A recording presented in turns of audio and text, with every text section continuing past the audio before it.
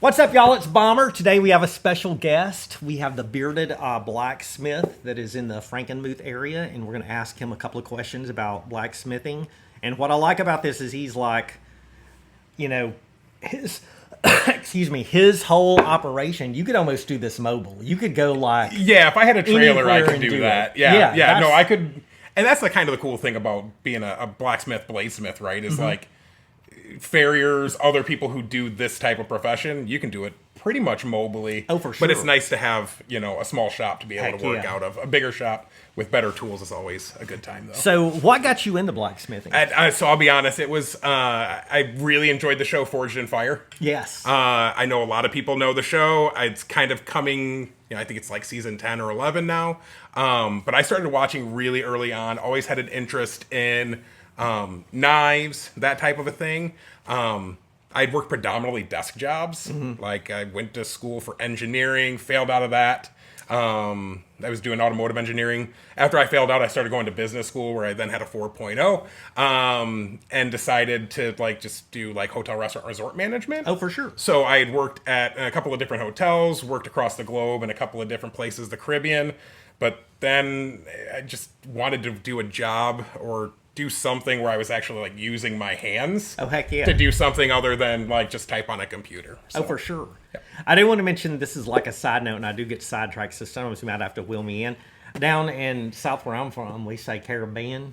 Have you been to is the Caribbean and Caribbean the same area? It's the same area, and I don't know, it's weird because the beer, I'll call it Carib, but I call it the Caribbean. But then with pirates, Pirates of the Caribbean, sometimes it'll come out Caribbean. Yeah. I think it's just the flavor of the day. Definitely. So talking about that show, I told you earlier, I've watched it a couple of times. And at the beginning, they kind of zoom in on the anvil, and it's made in Bossier City, and that's where I grew up and went to high school and stuff. And I was like, super cool. And me being a dumb redneck, I'm like, oh, this is being filmed at I associated it as that. And then of course I get on the Google and find out that guy's a farrier. Our farrier shop. Yeah. And they're making their own anvils. But I thought it was cool that I'm like, oh, dude, Bossier City. And another side note, which I told you to get sidetracked, Jared Leto? Yeah. Bossier City. Him and I his didn't brother. know that. Yeah. Oh, wow. So, his mom's from Louisiana, and she was a waitress there, divorced, and they kind of grew up there or whatever. That's a fun little tidbit. And it's weird. Another side track is my son-in-law has long hair and a long beard, kind of the, regular old Jesus photo. Looks like Jared Leto. Jared has one of those. So anytime my daughter sends Jared definitely has that Jesus look about him when he's got that going. I tell her, I'm like, where is that, and why are you standing next to Jared Leto? What's up with that? So that's what kind of inspired you to get into blacksmithing? Yeah, so that's kind of what kind of inspired me. I didn't necessarily pick it up. I mean, the show had been on for a number of years, but I had watched a lot of the episodes. I was super into it, but never really had a way to get into it. I just assumed it was super expensive. For sure. But my brother-in-law, actually, so Forge opened up here in Frankenmuth.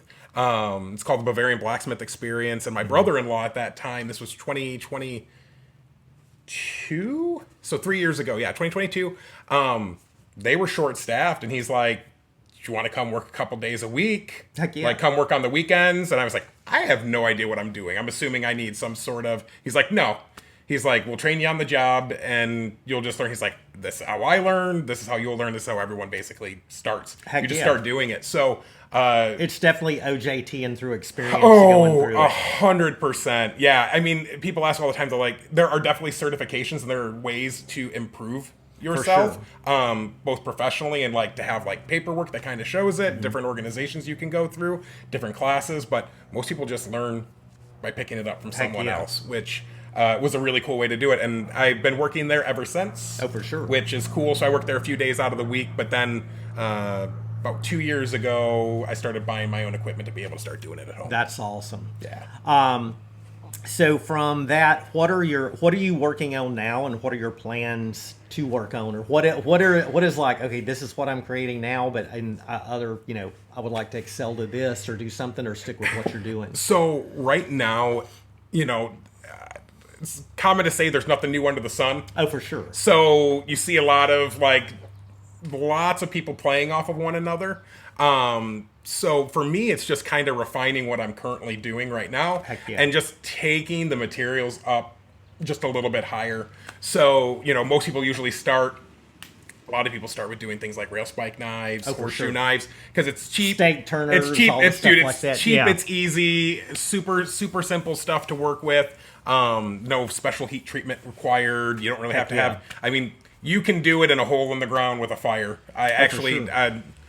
kid I know, he's I think 7 or 8 now, and he forges in his backyard around the campfire. Like, That's awesome. He'll just beat it. He beats it on a rock, and he just makes knives. Oh, that's so cool. I mean, there's a million and one different ways you can start doing this. That's a very primitive way of doing it. Oh, for sure.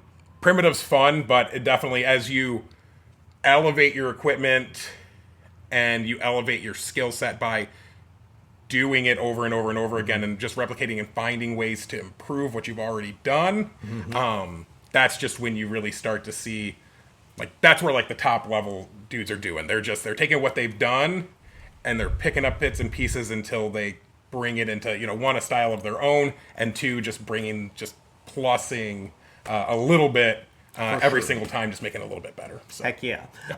So right now you're doing a lot of knives. predominantly knives. Yeah, I like to do knives. I like the functionality of them. I think I like to tell people when they ask about, I think knives can be sexy. Oh, for sure. There's lines there. It reminds me a lot of not that cars very much anymore are, but there's an art Oh, for sure. to making it, but it's functional art. So that's where my love of cars, but also these are just, it's raw materials being turned into something really beautiful, and you can use it. How, as far as skill set wise, is it the forge? I know the forging is something that you have to learn or whatever, but to me, the handles, that's another skill set to learn. The handles are it really does not matter how well you can forge if you can't finish. Exactly. You can forge something really pretty. You for sure. you can forge a beautiful shape, but if you cannot finish it properly, you've thrown all of that hard work out in the beginning. So yeah, and you'll find out pretty quickly, you start to become a woodworker. I like to work with, and I started with wood because wood's inexpensive. Oh, yeah. Because you can pick up wood pretty cheap.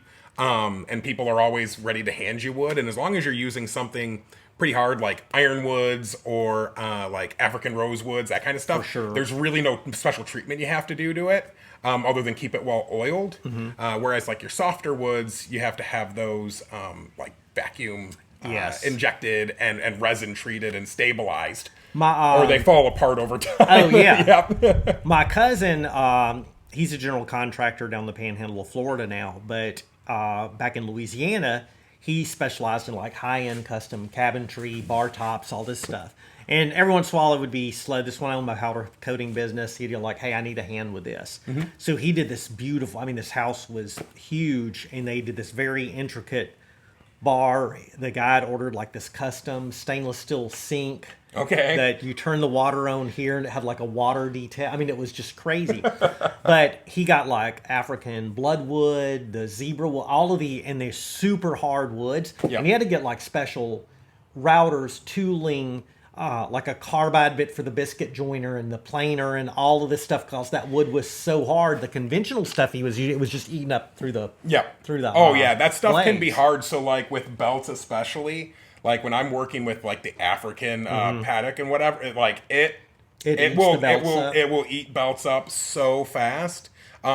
So working on the woods to start, they're a little bit. Sometimes they're easier to work and they're less expensive. So if you screw it up, you throw the scales away, you start all over. You throw the handle away, you start all over. Right? Heck yeah. But now I'm dabbling in high-end Westinghouse micartas. Oh, for sure. And stuff that it's running, rather than $10 or $15 for a set of scales, you're talking $70, $80, $100 depending on color, style. Heck yeah. Age and that kind of a thing. And I've just started kind of working on antler handles as well. Oh, for sure. I've heard the antlers kind of can suck working on those. So antler stinks. Yes. That would be the interior And just the whole. When you start grinding on antler, you know you're working on something. Yeah, there's a very not quite that death smell, like where but it's pretty bad. Elk smells. So I just did an elk handle, and that one smells a little better. Yes. Not much. I was getting ready to rip into it, but it's still not preferred. Doesn't smell as good as warm wood. Let's just put it that way. Oh, for sure. So sometimes I would assume the handle material could far excel the cost of actual blacksmithing, depending on what you're getting. Yeah, and when you price something, you have to kind of take that into account. For sure. Your cost of goods. So, if you're one, yes, you need to make something that's really beautiful, and you need to make sure you have the ability to fine tune it so that it makes it worth it in the end.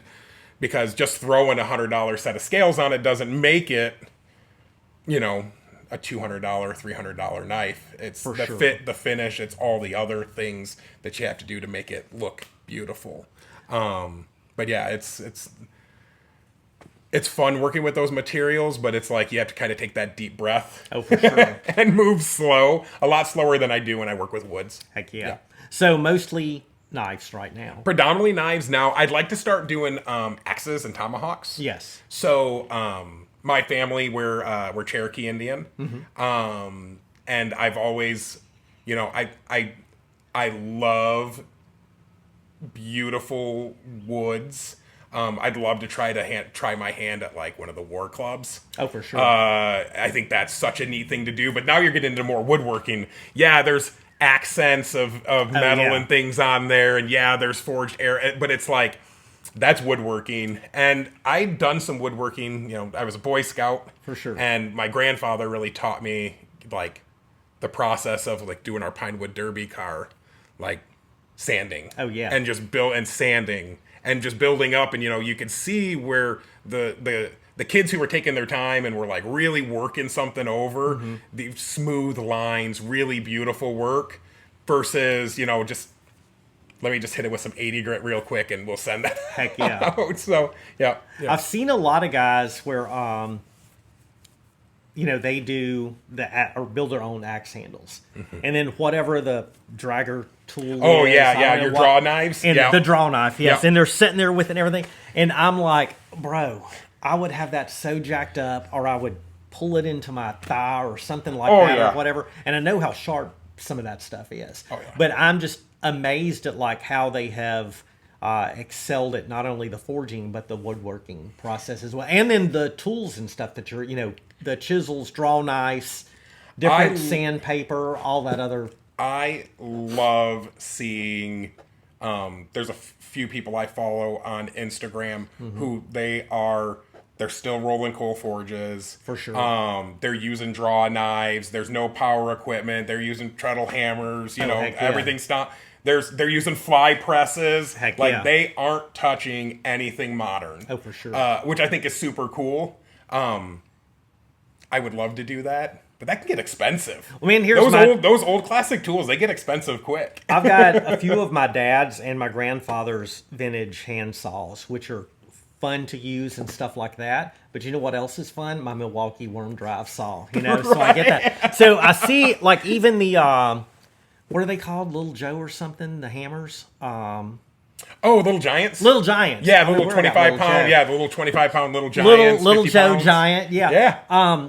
Even one of the smaller ones, I've actually priced, and those men are like the price of what a used car was in between a couple of years ago. 3 and 5, typically, depending on the condition. Yeah, you can get into them for about 3 and 5. Then having a proper concrete base under them, electric for them, all of this stuff and everything. So I get to going to that next level, but I'm also like, I'm cool with using tools that kind of help. Like you talked about, forging on coal is really cool. But how cool is it to hook up, which we'll sure that in a minute, is to turn on the propane and in a couple of seconds, bam, I'm getting we can argue that it's cheating. I don't disagree that it definitely makes things easier, but I also don't have to, constantly tend to it. Oh, for sure. It's I set it and forget it. I just kind of check my temp as we're going through to make sure I'm forging at appropriate temps and not burning up my steel, which happens a lot. I've done coal once or twice, and both times I'm a talker. Yes. So you can start talking to someone or like kind of get a little scatterbrained, and you sure. come back and there's nothing left. Oh yeah. Because maybe you shoved it in too deep into the coals and you burn half of whatever piece you're making. Heck yeah. I'm a big fan of like tools for making life. I don't mind hard work. There's a lot of stuff you have to do by hand. Yep. But like in referencing that, I'll talk to my wife. I'm like, we need to get this implement for the tractor. We need to do this. So I've been post hole digging a lot for fence posts for sheep and goat enclosure, for the chicken coops, for the 4x4s and all. And I'm going like, dude, we got to get a freaking auger for this tractor, which we haven't. I've been just getting my PT on with that. And she's like, well, let me get some of that. And man, we live in farmland. It's really soft, great dirt. Mm-hmm. But then 18 inches in, you're in this clay that's like concrete. And we had a pond dug out, so all our backyard is like 2 feet of that clay where they did a nice job. Yeah. So she did about 6 licks with that post hole digger, and she's like, okay, I see what you're saying. And so my deal is always like, anytime I'm like, I'm not Amish. I like, get me a bush hog and stuff like that. Oh, absolutely. Oh, and I will say this. We did go to Western Michigan, and I did see something that I thought was pretty cool. John Deere, not the plow, the rotor tillers or what? No, mechanical one, but the little round plow discs. That's where I'm going at.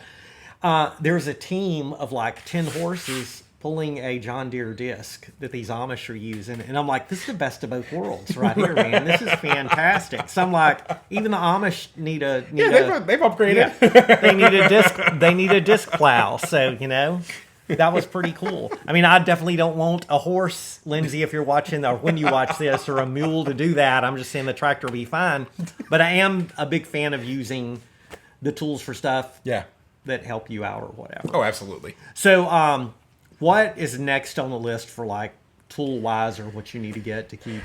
So tool-wise for me, I think we'll probably go with the press route. Yeah. One, I live in a neighborhood. Oh, for sure. And nobody wants to hear the pounding of a power hammer. Even the 25 pound is loud enough. Oh, yeah. But I'm probably either a 12 or a 16 ton. Heck yeah. There's a great company, Coal Ironworks, out of Anderson, Indiana, who make phenomenal presses with digital controllers and stuff. So, and that new will run in between, depending on which is 6 to 10. Oh, for sure. Maybe even up into 11. But that's when you're getting into like digital press controllers. But what's nice is like when I'm making Damascus, you can dial in real quick, the thickness that you want to be able to press down to. Oh, for sure. And you won't overpress that. So now you don't have to have kiss blocks anymore. You're just using the pedal, and it's only allowing it to go down to 1/4 of an inch, 3/8 of an inch, whatever you're shooting for your max thickness. That sounds awesome. Nice. I see that like there's a lot of guys that seeing on Instagram that some guys go off into like they're making only kitchen utensils, and some of them are beautiful. Or taking like the railroad spikes and making a steak turner. Then there's the knife guys. Then there's the axe guys. Then there are a few that are make either strictly hammers or tongs or whatever. Yep. But there's a few that like dabble in a little bit of everything. Yeah. Is that kind of the direction you're heading on trying to do that, or are you going to stick like with probably stick mostly with knives and tools? I probably won't get into hammers. Edged pieces are definitely, I think, for sure my preferred. Just because, again, I like the functionality. I worked in kitchens when I was younger, so I know the importance of having a really good knife, because when you use garbage knives, like if you don't have your own knives and you work in a commercial kitchen, for sure, you sooner or later are going to want your own knives, because the knives you're getting, rarely are they ever sharpened. You can maintain, and if you have your own stuff, you get it maintained, you take good care of it, and your job's just going to be a lot easier. It's kind of like having a tractor if you're a farmer. Sure. It's just going to make it that much better. Like just having that the right tool for the right job. So for me, I spend a lot of time outdoors. My son's starting to get into hunting and fishing. He really enjoys fishing. So having, the cool thing is I can go out, I can make these things, and then I can take them and I can use them in the field. Oh, for sure. I've made steak turners. Those are fun to make. I've made a handful of tools. I just haven't dedicated a lot of time to that, because it's for sure not something. Not that it's not something that I don't want to do, but I just really enjoy I like the sexiness of Heck knives. yeah. I mean, you can make. I mean, there are guys for out there sure. who are making tongs and all sorts of really beautiful forged other pieces. There's just something I like about making those knives. What's So. that? My wife looked at my because I've got several fixed blade like EDC carry stuff or Yep. defense focused stuff. Yep. Then I've got like today I'm rocking my. I mean I've started carrying my Swiss Army Farmer because I got this thing from a guy when I worked at Go Ruck had gifted it to me, and I'm like, "This Swiss Army." What like I always thought they were kind of that's a bunch of crap or whatever. Yeah. But this one, I was one day like going. I'm always like carrying. I'll use like my folding Milwaukee utility Oh, knife the- that has with the razor, yeah, two yep, thin yep. blades, and I'm like, dude, box cutting this, that, everything. But then I'm like, oh, I need a pocket knife, and I've carried like the 3-blade like Stockman's before. Then I don't really like a lot of stuff on my belt and everything. Yeah. So I was like, man, I've used the crap out of that thing for like bottle opener, this, that, whatever, and I'm like, okay, this is a pretty good functioning for kind of doing everything. And I've got like not a Leatherman, but it's the Garmin version. Yeah. And Yeah. again, the weight of it, and I'm like, I'm just going to go grab a set of pliers. I'm not going to, use these pliers. They're kind of, but I get the carrying those. You know? Yeah, it's the amount of times, and so I'm very much in the world of 2 is 1, 1 is none. For sure. Because you have no idea how many times you've misplaced something that is on your belt or in your bag. Oh, yeah. And you're like, oh, hey, I've still got this. And using the right tool for the right job. Oh, like, for sure. I do not use my hunting knives or, like you said, Strictly for something. that, yeah. Those don't touch boxes. Oh, for sure. Those stay in the sheath, and Yeah. they're carried, but they stay ready to do what they're supposed to do. And then I've got just a little inexpensive Yep. cricket Oh, or for whatever. sure that you carry. Dude, and yeah. And Heck yeah. that's what opens boxes. That's what does all those things. Like if I need a screwdriver, which you should never do with a knife, but if I need a for screwdriver real quick, I'll just use that real Heck yeah. Well, it's so my brother-in-law had killed a doe and was like, hey, do y'all want this doe? Every year he donate, he has an extra tag, hits us up with deer meat, and usually we get it processed. Well, this year they had like a long wait, and so I let it it was so cold, hoister in a tree, did all that, and I have like I bought it in the '80s. I worked at a sporting goods store when I was in high school, like the Buck 102 One of them, Woodsman, oh, yeah. which is just a great general small game, whatever knife. Yep. It's the shorter version, kind of Bowie style. Yep. And I told my wife, I'm like, hey, I need to get a skinning knife. I don't have one anymore, whatever. Right. So I'm like, get this Buckwin. It's fixed blade, and whatever the place is, that sporting goods store that's up near Northwoods. Is it Frank's? Frank's, yep, Frank's, right there on the, yep. So I tell her, and she's like, holy crap, the thing's like $90. I'm like, I need it. And the same thing, like, Yeah. those knives are strictly, but man, that made the skinning process so much easier because of the shape of that blade and just taking the right that. blade profile, and that's For the sure. thing is like, it's with kitchen knives, it all comes down to the knife geometry. Heck yeah. Too wide of a knife, you can have a very sharp edge, but if it's too thick behind the edge, For sure. you start breaking, especially when you're cutting something like potatoes or onions, rather than having that nice smooth glide through, you end up with that kerchunk, and it's just like it makes it 3/4 of the way through, and really you're not cutting through, you're just breaking it because the blade gets too thick on the backside. For sure. Yeah, absolutely. One thing I did want to ask about, man, for year, like I do appreciate, even though they're mass produced, like I've been kind of I went through when I was in the Marine Corps, the Spider Co's were the easy to carry. So I've got a couple of older ones of those. And then of course I've got my Marine Corps K-bar, which normally is just sitting on a shelf, but I'll take it camping and I'm like, hey, let's cut up the steak with this, Yeah, it gets its use, it gets honored. For sure. And it's worn. I mean, it's, I used it in the Marine Corps and everything. Yeah. It's, whatever. But then I got into like the Benchmades and have, I've got a couple of fixed blades in those or whatever. But I've wanted to ask this of a blacksmith because I like either a Tonto blade or just a traditional shape, but I do like a little bit of the serrations. Yeah.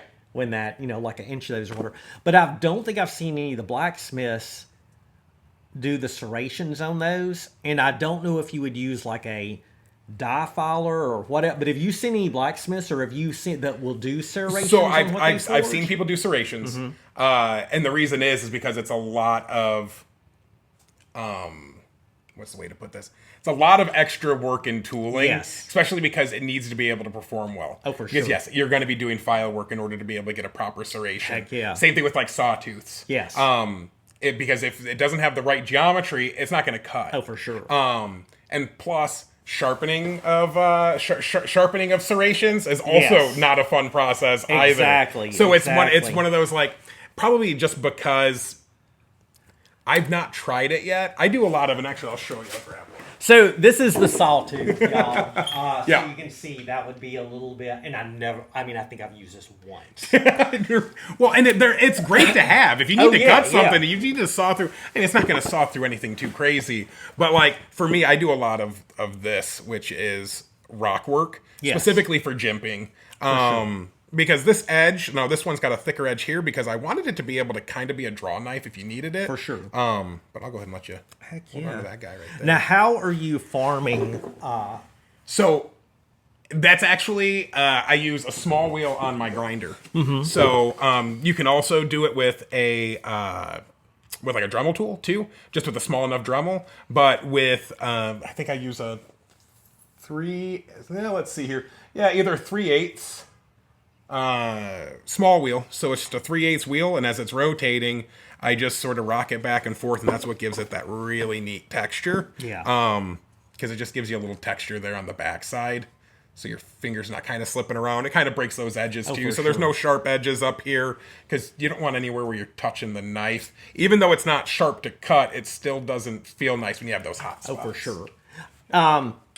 Couple of questions with that or whatever, which I forgot to touch on, as far as like sheaths. Like, are you doing Kydex, leather? What Right is now I'm your- doing mostly Kydex because it's inexpensive, and it doesn't take too terribly much. For sure. I have all the leather tooling, and it's actually funny you ask, because I think the blade that we were just looking at, that one's going to end up probably getting my first leather sheath Heck yeah. that I'm making. I've got a buddy who has made a lot of the sheaths for me. He does phenomenal work, but he's got a new job. He's busy with some other stuff.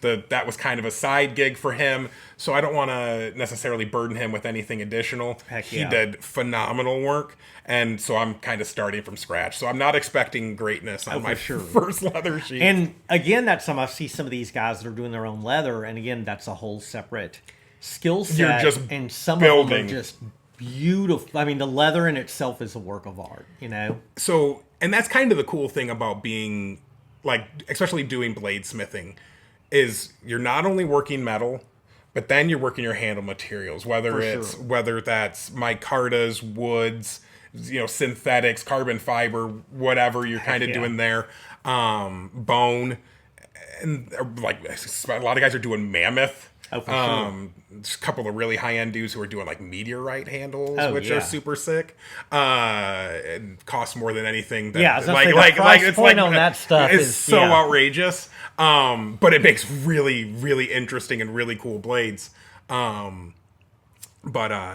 Just yeah, and then so now you're not only metalworking, then you're going in and now you're doing woodworking.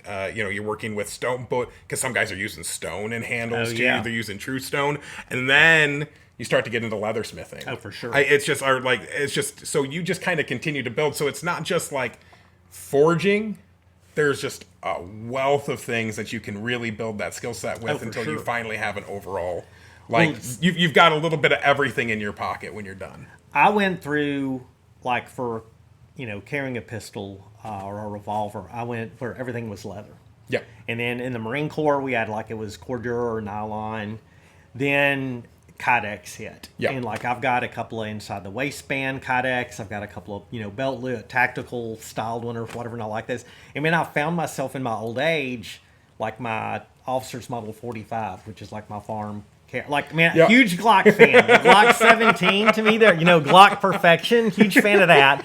But carrying the 45 on the farm, I'm like, this just feels right. That's what you should Yes. be carrying on the farm. So I went with a leather pancake holster for that, and I mean it fits. It's like got a slightly front cant, but As far as sheaths, I've got, Kydex, leather, whatever. But I've been, again, leaning towards like the buck knives that I bought. Both of those have the traditional leather. And that yeah. sheath from the 80s for that buck Skinner looks exactly, I mean, besides the age, they're pretty much same exact except for the shape or whatever. Yeah. But I've gotten out to where I kind of appreciate, I mean, I think Kydex definitely has a place. It does. There's some huge benefits to that. EDC and everything, and not worrying about weather or oiling it or doing any of any of that stuff. The one I'm rocking now is like like I've used Galco and is it Bianchi? Yep. And I've got a couple of like old Smith and Wesson and whatever. But that Galco, I just liked it with the pancake, how it fit and everything. It's extremely comfortable. But I do have my Kydex ones and appreciate them, but I also, for like some style knives, I'm like, bro, you got to rock the leather. Well, and that's and that's where, like, with the elk, that elk handle, which is the style, I just think that deserves going into a leather sheath versus a Kydex sheath. For sure. But the Kydex sheath, I like it because you can wash it, rinse it, and dry it. Like I always put a couple of wheat poles in the bottom of mine so that everything drains out. It stays dry in there. I don't do any of some places will do the like the suede lining on the inside, which is nice for protecting the blade, especially if you're putting it in and out of, because Kydex can and does has the rub mark, especially if you've got like any kind of a treatment on the blade, it'll start to wear that off. Heck yeah. So, depending on how many times you take it in. Oh, for sure. Yeah. Another thing is the like your logo, which is super sweet, which I'm sure kind of pays homage to your Cherokee. So lineage. So it's not only the Cherokee lineage, but I just so happen to be blessed with a name that my name's Leonard LaFrance. I go by Lenny, so Lenny LaFrance. So it's 2 L's. So I actually have the 2 L's crossing into a cross. Heck yeah. So I wanted to not only have, my faith represented in what I'm doing, but also, that Cherokee heritage. Definitely. So that is stamped in there. Did you I imagine that having a custom-made stamp, that is stamped, It's not correct? stamped. It's not stamped. No, it's not stamped. I actually do a process called electro etching. Oh, my So goodness. it's literally, I use a power supply with a small pad on it. You clip one end of the alligator clip to the piece. The other piece has the little pad. It's just got cotton on it. You soak that in a little bit of just salt water. You just need something that has some electrolyte. I stole my wife's Cricut. I use it more than she does. I actually took my design. It's all cut out in vinyl. I cut those stickers. I put them on the blade. And then I take that salt water on the end of the cotton. And I literally just touch it to it. And as you do it, it eats into the steel. So it actually, you can see, it eats into it. So it's just basically burns away that layer of steel. I see now that is not a stamp. And we'll get a better look at that in a couple of minutes. Yeah. That is because originally I was like, man, what does a stamp like that cost to have made? Because I'm like, it probably has to be like super hard. For really good ones, anywhere, depending on the size, 100 to 150. Yeah. Again, depending on the size. What's nice about doing this electro etching is that I can print them larger too. You can adjust it instead of having one. So instead of having one, blade, I can literally make it any size I want. So if I did an axe and I wanted to have a nice big logo on there, I don't have to pay to have a specialty logo made or a big stamp.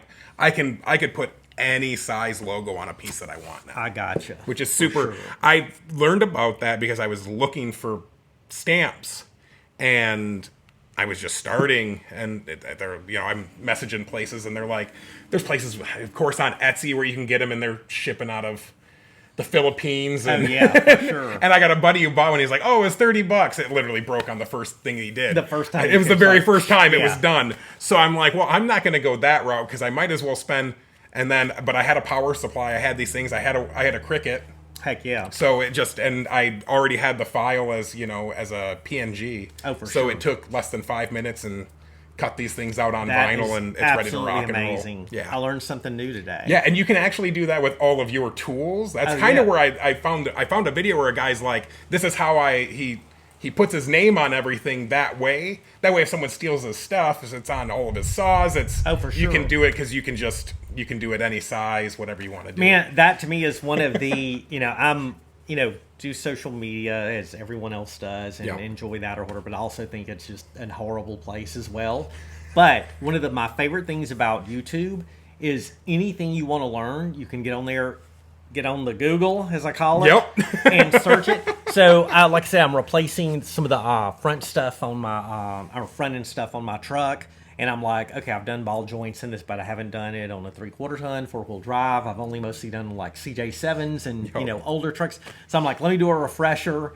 And like, there will be the 3-minute and the 30-minute video. I pick about the 15 and just get a little refresh. I'm like, all right, I know what I'm doing and done. But I think that is one of the best things about YouTube is actually seeing some of these processes and getting ideas. And like you said, like, I know hardly anyone is inventing a new process with knives or a new shape or anything like that. But what you're doing is taking this and making it your own and adding your touches to it and your handle and your shape and creating it yourself. Exactly. And I mean, I follow some incredible makers, and I've been lucky enough to work alongside a lot of really cool makers, and we have some really phenomenal guys here in the state of Michigan who are doing this. They're doing it out of home shops. Heck yeah. And the cool thing is that we're all headed to Blade Show. Oh, for sure. So if anyone's going to Blade Show, be sure to stop. There's a bunch of dudes that are going to be there, not only showing stuff but just hanging out too. Heck So yeah. I'll be hanging out. I don't have enough inventory. I don't have enough time between my primary jobs in order to build enough stock for that. But it's going to be cool to see, just because like you're surrounded by the best of the best. Oh, yeah. Like top smiths that are there. It's crazy. So in Shreveport, they have like this Red River Revel every summer. Okay. I think it's pretty early in the summer that we used to go to, but it's like basically a maker's fair Okay, or very cool. market. So when I worked, before I worked at Go Ruck and I was just doing the events, one of the cadre there that was like a SF dude, he goes, hey man, you're in Shreveport. And I'm like, yeah. He goes, hey, my buddy sets up at this thing called the Red River Revel every year and he makes knives. He goes, he was in my group in the SF with me or whatever. He goes, if you go down there, man, say hi, take a selfie, send it to me. So I go down there and this guy's and this has been 10 to 15 years ago. Go down there and I'm like, hey man, so he goes, dude, shook his hand, looked at his stuff. And then like the YouTube stuff I was doing was like, oh, here's a burnout in front of my powder coating shop. Or here, it's just us kind of like, that's kind of where YouTube was though, right? Like yes, it wasn't. It was like the Wild West of randomness back then, Yeah. And so we're like, oh, here's like I've got one of my first, like, it's not a short, but one of the first is one of my buddies. His wife, she would take PBR cans and crush them with her thighs. And so dude, that thing has like thousands upon thousands of views. I'm like, Amanda crushing a PBR can. She's like, and of course, I have to delete some of the comments about her. But Yep. but I was like, YouTube's just to post crazy stuff or whatever. Yeah. I didn't ever realize the helpfulness of it and other stuff, because I was just, we were like, oh, here's us doing burnouts out here in our international drag strip in Louisiana, Right, exactly. Yeah. It's funny to see how it has kind of progressed. And obviously, they brought shorts into it to compete with the other social media. Oh, for sure. But I will say this, that in the handful of things that I've actually posted to YouTube on shorts, they actually get relatively good reach, better than I've gotten, especially with some of the issues that people have had with Meta, with Instagram and Facebook. Heck yeah. Facebook, not so much, but Instagram has been tough for a lot of makers. I did want to touch on that before we do like show and tell with you showing some of this stuff. Man, I have noticed you and a few others for trying to sell knives. Yeah. It's as though you're trying to sell a child on, what issues have you had with that or whatever? Because I know you've pretty much almost lost your account or had posts taken down because it's like you're selling a weapon. And I look at it, it's like a knife to carry every day. Yeah, it's getting better. In fact, actually, if you look at my most recent post on Instagram, I say watch it before it gets banned, because I was expecting it to get banned, and I actually haven't had any marks yet. And so Meta had sent out some messages letting people know that they were working on their AI that actually does all of the... Because what happens is, because I had tested a few different things, For sure. their AI is looking for specific things that are knife oriented, Yes. and that's sharp points. Gotcha. So if I didn't show the point, sometimes it would get away with it. For sure. If you only showed portions, I also tried like breaking it down into like the multi-scroll. Oh, yeah. And the only one that would ever get dinged by their AI was usually the tip. Like Yeah. the handle would be fine. Like the mid portion of the blade. Can you get away with putting like a dot over it? Because I've tried doing that. It was not successful. Heck yeah. But it was weird because a couple months ago, right after they had announced that they were doing some changes, I ended up having like 9 posts that were all reported by their AI, and like 3 of them were from when I was in the hospital, and I showed no knives. Oh, for sure. I wasn't selling anything, but they were telling me that I was like trying to sell regulated goods. That's insane. So it's getting better because, like I said, the one that I just posted, the big thing is you can't say that it's for sale. Yeah. So you just kind of post it. Stories, never had a story flagged. For sure. It's just post. They are really, their AI is like super cracking down on that. And I kind of feel like once you've been pinged, it throws you It's over here where they're instant. like, okay, we're on this guy. Yes, here. it's like the AI just already knows that, hey, this account does this. But I know a lot of makers who have had a lot of issues doing that. Sure. And just reach in general. Obviously, we know the algorithms change all the time.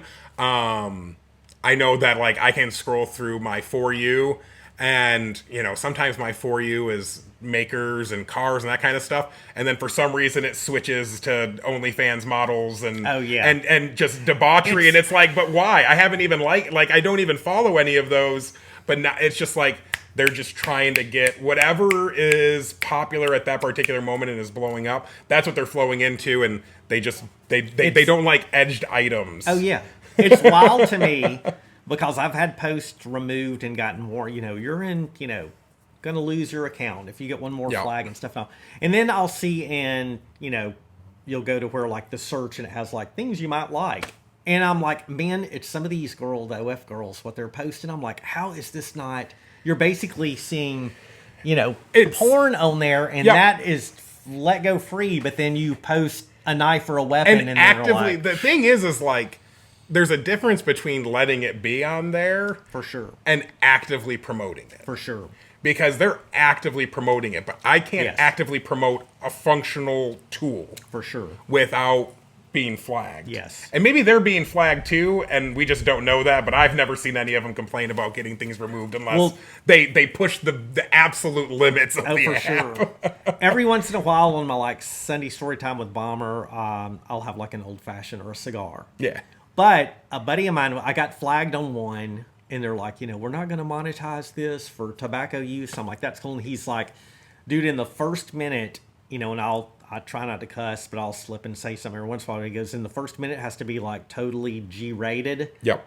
And then after that, you can, and so I haven't had any, and I've practiced that and haven't done it. Because my channel is pretty much where like, I make it where it's not for kids to watch. Because I'm just like a little bit weird. Yeah. It's also like your content isn't necessarily for kids. So that makes sense. So for what I do is where I keep everything, pretty much G-rated. Every once in a while, a curse word, a slip, or something like that, But it is strange how social media is like, some things are cool and some things are definitely not. And it was kind of wild to me that knives fell into that. Knives fell into it. Cool. Yeah, well, and that's the thing too. And it was like, the thing that was really throwing me off is because around Christmas time, I was trying to move a handful of knives for people. Because a little extra cash come Christmas time isn't a bad thing. And I was getting flagged, but I was getting in my For You these larger and not like well-known companies. It wasn't Spyderco. It wasn't Benchmade. Yeah. It was these big... It's the quintessential, because I've had people message me, can you make me one of these for $30? Oh, yeah. And they're those big, just beefy, primitive-looking blades. Yeah. And they're like, well, if you buy one, you get 5 knives for free. Yeah. And they're just throwing them in a box. And I'm like, that's okay. It's promoted. It's a sponsored post. Yeah. So but I can't post a knife without being flagged and having my reach, like, because I'll have reach where it's like they'll even limit my stories. Like, they don't pull my stories, but they'll limit my overall views. Yeah. So like, I'll see, I don't have a ton of followers. I've got like 750-ish right now. For sure. And we will put links in the description. Thank you. Yeah. So like, I've got like 750 followers, and I'll usually get 50 to 60 views on stories. For sure. And then all of a sudden, I'll get those red flags. They'll mark me, I'll get 3 or 4 bad check marks, and the views are 1. This has happened to me, and I know it's happened with you, because a lot of times I have to search for you to be able to find that. And then I've got buddies that, man, like constantly like comments, my best friends that we interact a lot. Yep. And they're like, bro, we'll search for you, and we follow you. Yep. And I follow them. And I'm like 15 down. They have to go through all these other fake bombers that are out there, Well, and it's insane. Or you have to type it out exactly. Oh, for sure. You have, if you can't just type the beginning, because some people you can type out the beginning. If you're looking for some famous person, you start typing their name, and boy, that's gonna pop right up. Heck yeah. But for some reason, after I get a couple of flags, I'm all the way down to the bottom. Exactly. Well, man, we're going to do a little bit of show and tell with what you create, and then take a little shop tour. Fantastic, man. Whatever. Are we going to just fire up the forge to see the fire? We could fire it up. Absolutely. I like fire. Oh, and also, y'all, last night we got into tornado warnings. Yes. You said you had rotations last night, so I've pretty much, like, out where we live, I'd stop by the Bolts and Beer, little hardware, the Milwaukee store, some of those y'all know, and they were talking about, like, a couple of farmers lost roofs and stuff like that. So prayers for everyone. Absolutely. That, I know everyone was safe, but having to deal with limbs down, trees, car down. We had a bunch of treetops down and stuff, but it was. I enjoy storms. I don't enjoy them when they roll through at midnight, 1 o'clock in the morning. Exactly. It's a lot. You can't see things. Oh, for sure. I know. My wife was like, because she's like, oh my God, that wind, because it was straight line wind, which is as damaging as a tornado can be. Yeah. But she's never been around them, and me being from Louisiana, I've had hurricanes, tornadoes, and she's like, how do we know when it's coming? I'm like, oh, you'll definitely know it's coming because you can hear it. I go there. You'll know. You absolutely. What's going on, it rumbles. So. You hear it, and there's a calm that comes over before. And there was. Yes. It got pretty calm here last night, and I was like, got the kids downstairs in the basement, got the wife downstairs, and heck yeah. I usually hang out outside, but because I couldn't see anything, I was watching through my Ring doorbell, and so just kind of watching. And they still had the flags and stuff out here, so I was watching. And then I started seeing things blow over, and I'm like, all right, we're going downstairs. I got some great footage. I might add at the end of this. It's going to be on my Sunday story time, but it's like our pond, the lightning from the back porch. It was lighting it up like the lightning. So much lightning last night. So much lightning. Yep. All right, y'all, let's check some knives out. Perfect. Check some knives out. All right, man, we're going to do... All right, I messed that up, but I'm not editing this out. It's staying. I started talking, and then it wasn't, activated. All right, y'all, we are going to look at a few of the knives that he has made, and I think this is the first one? This is... So, when I started making knives... We teach experiences on how to make horseshoe knives and rail spike knives.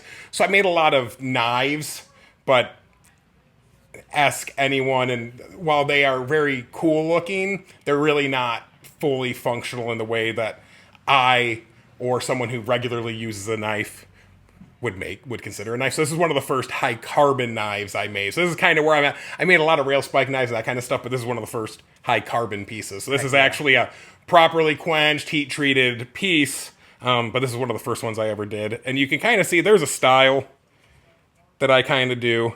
So they're pretty rough. Can you see it all right? That is pretty sweet, though. It's sick. Like, so it's I kept it as an integral, and I think that's really the only integral I've done that I'm actually happy with. That integral is that integral bolster here. Mm-hmm. So that's where you get that swell. It kind of has, it's got a pretty thick ricasso. There's a little bit of a finger weld there, but just basic paracord wrap. But this was my first attempt at doing that rock work, and it's pretty sharp. Like it kind of almost looks like sawback. heck Like it's yeah. got kind of that ridge. It's got kind of that saw ridge. So I did that one, and then this one I took the paracord wrap off a while ago. But this is basically its big brother. For sure. And so it's a hollow grind, which is actually kind of a tough grind to do, especially to keep it, balanced and even, and keeping your sides even. That's the thing about, like, to me, the biggest struggle would be in uniform on stuff. Uniformity is hard, and I used to nitpick a lot until I started looking at other guys who they're never perfect, For sure. but they're pretty dang close. And that's kind of the goal here. So this one was the second attempt at doing that rock work. And again, I'm not a big fan of shiny blades. Yeah. Because shiny blades, especially if you use them, they tend to, they lose their shininess pretty quick. Oh, for sure. And it's hard to get that polished finish back. So I like a lot of stone wash. I like a lot of acid etching. I think they're just not as flashy and shiny. You're not going to catch any light off of them. For sure. And I don't like super flashy, but I like things where you can see that texture. And I really enjoy stone washing. I used to shake. I actually had like just a canister. Oh, yeah. And I'd throw my blades in there with a bunch of rocks and I'd shake it around. I've since upgraded. I actually have a parts washer. Like from Harbor. So it's only a Harbor Freight one because, for dollar. Oh, yeah. And it was like $60 for the 3-year warranty, and I'll just throw it back at them and get a new one if I ever need another one. But yeah, so that's kind of the second one. And you can start to see there's some actual handle things. This is a pretty flat handle, but we have a bit more of a finger well, and that was a huge step. So this was the second one. I made that one, and then it was like a week later, I'm like, okay, well, let's try something else. And this one I kept pretty thick too around the center. And with a paracord wrap, it's actually a pretty comfortable knife. Heck yeah. That's a pretty good size blade there. It is. So I had mentioned earlier, I'd done engineering school, so I'd gone to Kettering for a handful of years, realized that I couldn't get through calculus very well, and then to try to get into differential equations and statics and everything else.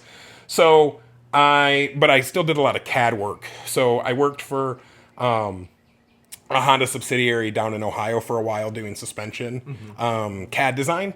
So CAD's kind of always been a thing for me, and one of the blades I started doing like 3D printing to kind of come up with ideas, just to kind of see, rather than waste the steel, you could just sort of print that up and kind of get an idea of what a knife would feel like. And they make kind of good trainers. A lot of guys like to train, especially with their self-defense ones. So you can get, rather than G10, it's a little light, so it isn't going to feel exactly like the knife in the hand. So I did this one. And then I did so a lot of guys blacksmith, bladesmith, like forging. But you can also do what's called stock removal. So this knife was the first knife that I actually put a maker's mark on. And this thing's seen some better days. So this is kind of a knockoff of the it's like the Wolf 40 design that he did for Forward Observations Group. Half-Ace Blades had done it, and I was like, well, I want to try to make something similar to that, just for my own personal, just to see if I can. And so that's where this one came out. So it's G10 scales, really poorly done work on that. It's just funny to see, this is where you can buy expensive handle materials, but if you don't make a nice handle, and you can also see my maker's mark at that time, I just put an L on it. Because I didn't have anything. So this one, I had been making like rail spike knives and working at the forge for about a year and 3 months, I would say, before I started dabbling with high carbon pieces and kind of stepping everything up. So so that one was actually stock removal. I just had a chunk of steel. It's 1084, I think, is this one. Might be 80 CRV2. I can't remember. It's been about 2 years since I had made it. And I actually use it a lot to there's goo on it, to cut leather and stuff. It actually does a pretty good job at that. That's awesome. So, and that was actually the first Kydex sheath I made, which also was super not great. It doesn't really fit very well in there because I didn't know the real process. Oh, for sure. It took a lot to it's very much with your temperature and getting enough pressure. I don't have a vacuum system yet, so I'm just using 2 foam pads and a clamp and praying for the best. And they come out really nice now, but this one was not very successful. So that's kind of the early stuff. I've sold a lot of pieces, but I do have a handful that are within the last like 3 to 6 months. So this was the first time I had used more high-end materials. It is a 1084 steel, no, ADCRV 2 on this one, which I like because it's just a really good durable steel. But this is vintage Westinghouse butterscotch micarta. That is awesome. That I got from Hawks Nest Custom. I'm super into the mid-century. I think stuff that they did in 40s, 50s, and 60s is super cool. That kind of gives like that old timer and old Uncle Henry and charade vibe that those colors, the butterscotch colors. Yeah, the butterscotch, I love it. I did a little accent with the green there. Just a very traditional blade, nice sharp. What is the pin material? Pin material is G10. Okay. Yeah, so it's bright green G10. I like G10 more than brass. I think G10 looks really good, especially with synthetic style handles. Rather than the brass. I like brass with, depending on the wood that I'm working, I like to use the brass, but I'll also use, with antler, I think just those handles deserve, that brass or, it's just something with a little bit more pop to it. So, I haven't gotten into mosaic pins yet. That's somewhere down the line. Oh, for sure. It's hard to find companies that make them. I try to buy as U.S. sourced as humanly possible. Yes. And a lot of that stuff's coming from Pakistan, China. Not that I have any issues with that, but I also want to try to make my own because it's not a tough process. You just have to get all the tubing and get all your different, your different colors. So, would you mind sharing, like, for that particular knife, like what the price point would be so on that? this one in between $200 and $250. I got you. I used to price a lot higher because when it comes to making something, the first time you do something, you spend a lot of time doing it, right? So you kind of have to make your money because if you spend 30 hours doing it, and you like to make some money in that 30 hours. But since I've refined the process and I've become better, it's taking me less time to make them. So my prices are balancing back out. A typical price for anything with a handle is 200 plus. For sure.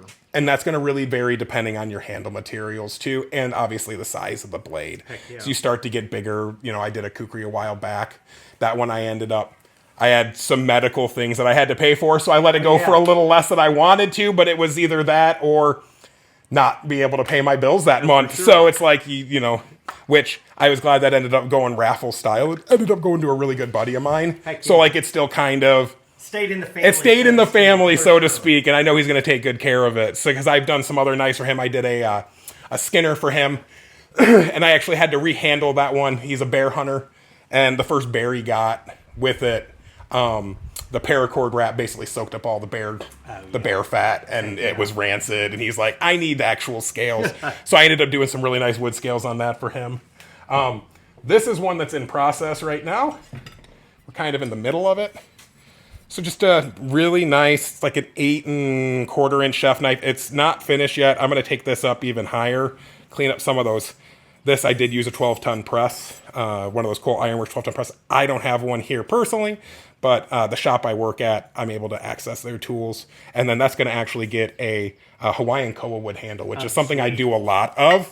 And the one, I just sold one of these, and it had a really cool carbon fiber bolster up at the end. I don't know if I'm going to do carbon fiber again or if I'm going to do...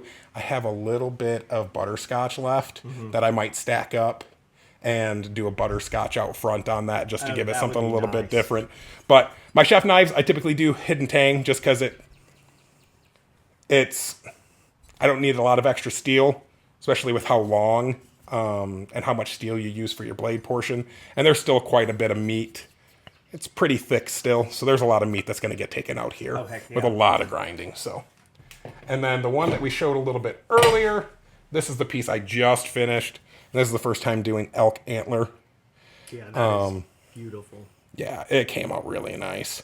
And the steel is actually, I don't know if it's coming up in the camera at all, but if you look closely, there are these little blobs, and this side shows it really well too. Those are actually fish hooks. So I did a fish hook canister Damascus. Oh, nice. So for those that have watched Forged in Fire, they see that a lot, especially when they're given really weird materials to work with, ball bearings, that kind of stuff. Oh, yeah. So the process in order to do that is you take everything, you take your powdered steels, and you take them and go through and bring them up to welding temp, and then you put it into you take everything, you have it locked into a canister, you weld it up, and then you melt it into a big, it's kind of like baking a cake. Gotcha. So you form everything up, and then you have to cut the canister off the outside because your canister is mild steel. For sure. So you got to cut that all off, and then you get to start working the steel, and you can make your own billets. But yeah, this one... And those are brass pins? They are, yeah. Those are brass pins on this one. Because again, like I said, I think antler, that's just pretty traditional. For sure. If you look at your Skagel, if you look at any of those, your old buck knives, that kind of a thing, that's what they had. They were all that. And then I've got this block that's going to end up. So this will be the first time I've worked with resin. This is from Chaotic Artworks. He's on Instagram. Oh, that's so smooth. Yeah, dude. That's amazing. So it's completely smooth, and it's probably not going to show up on the camera because it's really small. But if you look really closely, there's glittery in those black ribbons. And it's got some really wild colors. This will polish up really cool, and I'm doing a multi-layer Damascus for that. That I'm hoping to at least have one. I'm not selling anything at Blade Show, but I want one of those to kind of be on my hip to be able to kind of show off to other makers. So that's kind of what I have in process right now. And I do it in I don't know, it's like 4 foot deep and 16 feet long. Yeah, for sure. So yeah, that's pretty much it. That's kind of where I'm at right now. Got some other things that are in the works, and I'm always kind of bits and pieces, finding tools, that kind of stuff. So, well, we're gonna jump back out and do a little shop tour real quick. Absolutely. All right, you have got a lot of sandpaper, which I know goes for this AmeriBlade, which I'm a little jealous of or whatever. But how much? You spend a lot on sandpaper, I'd imagine. Yeah, so they're 2x48 belts, and I start at a 40 grit for just kind of ripping stuff real quick, and that's kind of down here. I got some. Oh, excuse me. Some finishing belts. These are just this is basically a Scotch-Brite. So the Scotch-Brite belts, and then I finish everything. So my final edge, rather than sitting there and doing the leather strop over and over and over again, I use this. That's most of the belts are actually combat abrasives because they kind of do a lot of AmeriBlade stuff. For sure. But this is actually Red Label abrasives, because Combat Abrasive doesn't actually make a 2x48 leather strap belt. And that has been a game changer. I had a hard time getting, I could cut paper, but it wasn't like just slicing it, it wasn't quite as good. I see guys all the time and they're doing this and it's just slipping through paper. And I wasn't getting that. And I had asked myself, well, you're sharp. For sure. But how are you stropping? And I was like, well, I had literally a belt strap, and I was just doing this. And they're like, get one for your grinder. It's going to save you a lot of time and energy, especially if you're making multiple. Oh, for sure. And it has. It's been an absolute game changer with sharpness. So no, I finish everything basically up to a 400-ish grit, and then everything after 400 is hand sand. Gotcha. Depending on what I'm doing. Some of the lower end knives, I go really on the maybe 120, 220. So it leaves a little bit more surface texture. Gotcha. But I also don't have to once you start getting up to 400, and once you start going beyond 400, it's a lot of hand sanding. Oh, for sure. You're actually going to work your way back down because you're trying to remove any scratches that go the opposite direction of whatever grain you're actually trying to apply. And so I would assume this is your finishing bench where you kind of finish out the knives and everything. Yeah. With this suite. Yeah, right. So, this was, I actually saw another guy who had kind of a standing, so this I can actually raise up and down if I want to. Nice. I'm 6'5"-ish, so for me, standing at the grinder all day, even mounted high, is a bear, especially with the shoulders and the back, just really trying to focus. So I can actually sit in my comfortable chair, and I'll sit there and I'll grind things while sitting, which is super nice. Goes down into my water bucket. But yeah, this is kind of the finishing bench. This is where everything kind of gets put together. This is the nicest it has looked since it was put in here. Specifically for this video. This bench is a mess. There's lots of resin and a lot of epoxy all over the place. But yeah, so and this is kind of like, yeah, grinding, finishing. I'll set everything up here, throw music on. But this was the first like expensive piece of equipment I bought. For sure. Because it's kind of like I had mentioned earlier, you know, you don't need something like this, but it makes it a lot easier. This sure. one has forward and reverse, and it's multi-speed. So you can really dial in with you can what dial you need in to do. slowly exactly what you want to do. And when it comes to sharpening, I'll sit and run the belt in reverse in order to get my edge. Rather than trying to hold the blade above, you'll see some guys, they'll hold the blade and they're doing this. And that's a great opportunity for blades to come back and be your buddy. And I don't want that. So I can actually run this in reverse. I run it nice and slow and get my edge set, go through, work my way up. Chef knives, I'll do stone work. For most everything else, For sure. It's just going to get a belt treatment, typically up to 400. And then, so next we have the sweet Lig Vice in this cabinet, which I love. Which you said, how many? Like a long time on Marketplace? Yeah, it was like a year on Marketplace. The guy had like $500 on it, and I drove by. Like I called him, he gave me the address. I drove by, I saw it. It had been sitting, as you can see, it's nice and weather worn. All that paint. I'm estimating early 1900s, especially because the vise is mounted to it. For sure.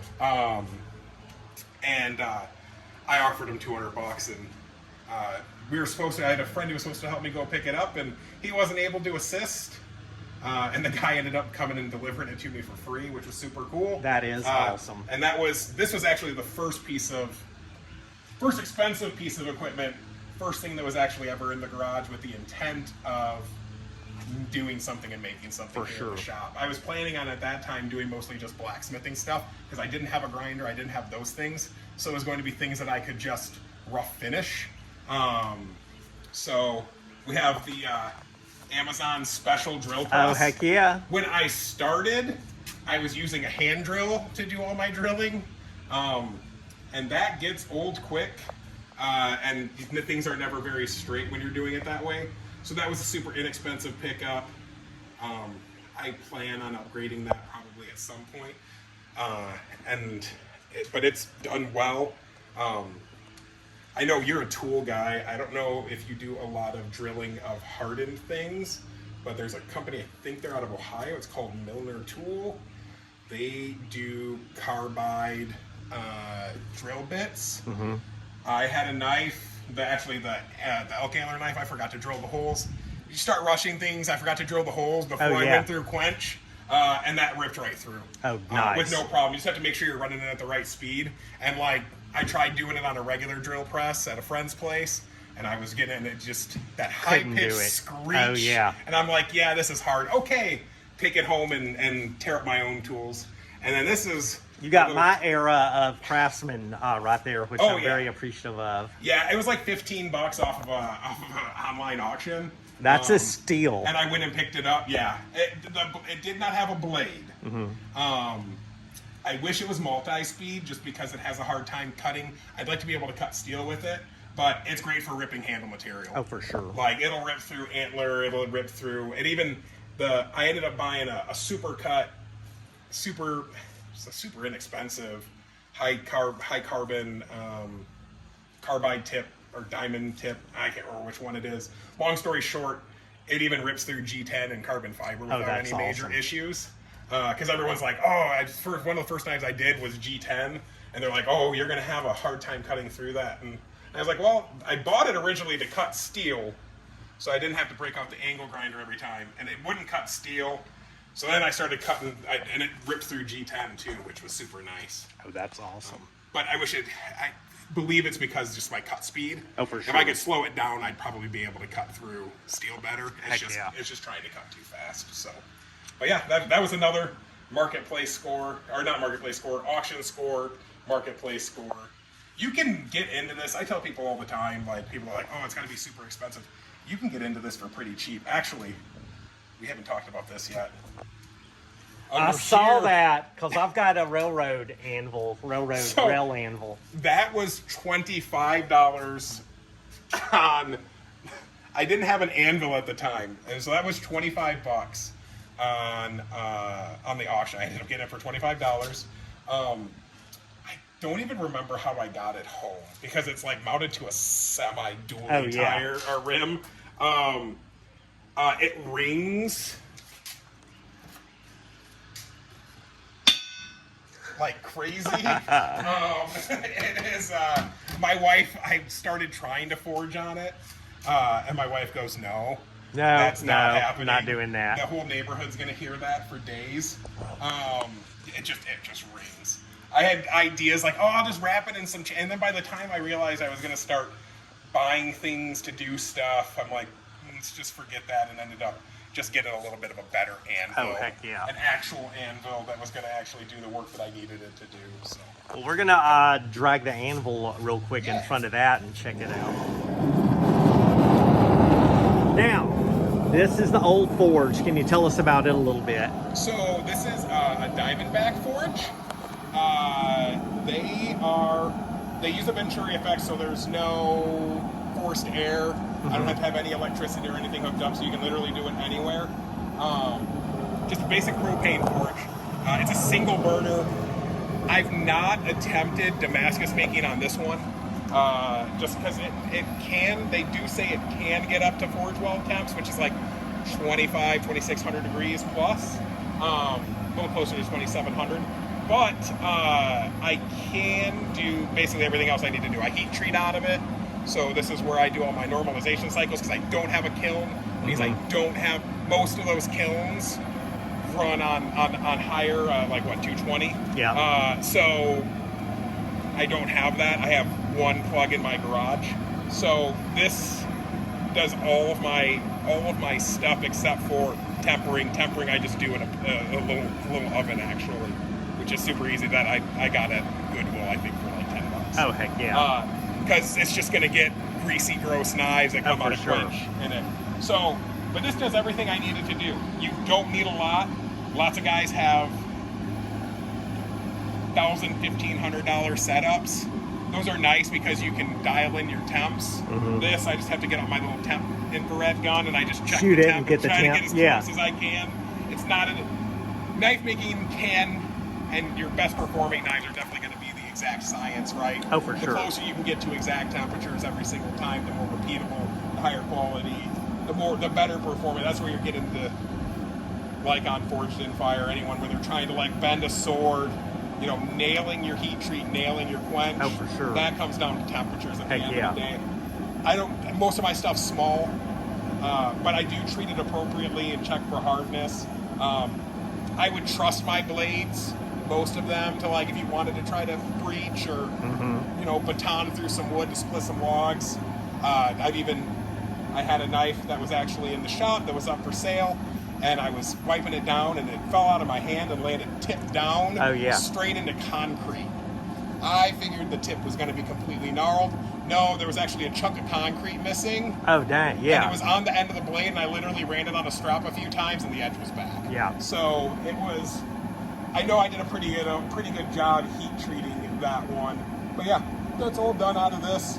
It's super simple. I put it on a rolling cart because I don't want it in my garage. Oh, for sure, yeah. Because I have, these are just fire bricks. And one time I went to put the steel in, and I actually can see the stab mark at the top. It went out the back, it blocked the hole, and flames shot about 3 feet out here. Oh my goodness. And I was so very thankful that you weren't inside, for sure. Would have absolutely scorched my ceiling, which would have been not a great time. So yeah, so no, this is, it's not super expensive, like $250. They make cheaper ones. You can get them on Amazon for dirt cheap. Heck yeah. I like this because this isn't kale wool. Kale wool is a great product, but you have to coat it in refractory cement before you can use it because it's fiberglass and it flakes apart. So if you don't coat it, those flakes, if you bump into it, those fibers come out and nobody wants to breathe in fiberglass. Oh, for sure. I wear a respirator when I work just because I handle a lot of steel and stuff. And anyone who has ever done metal work without using a respirator has had the good old-fashioned black boogers at the end of the day. I can't do that anymore. Yeah. My lungs don't like it. And I don't like the rust growing in there. Nobody likes that. Nobody. All right, now last thing, we're going to check out the anvil.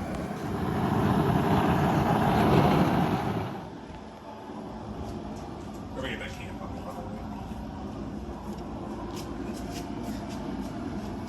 All right, tell us about this anvil, what the style is, and who it came from. All right, so this is an Atlas knife and tool anvil. You can buy these online. Guy's name is Charles. Super nice dude.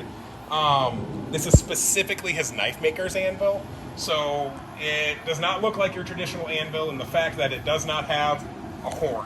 It's got this just rounded end here.